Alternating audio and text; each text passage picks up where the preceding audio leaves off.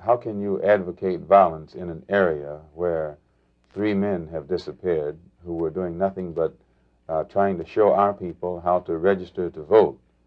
This is there. The violence is already there. We are going there to put down the violence. Since the government isn't able to stop the violence that's being committed against Negroes, we feel that it is necessary to put a halt to this violence ourselves.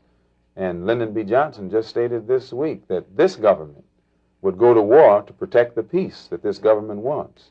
And we feel that our people have reached the point wherein we can see that we're going to have to go to war against the racists in this country and make war against them ourselves in order to preserve our own peace and in order to preserve our own lives and our own property.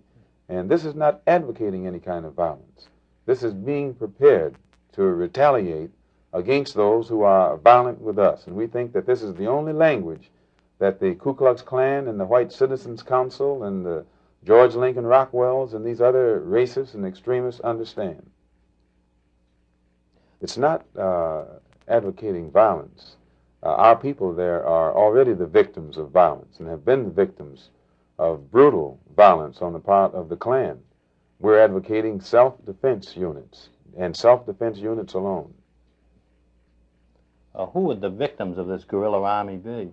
Only the racists, only the people who are inflicting criminal assault upon the lives and the property of our people in that area.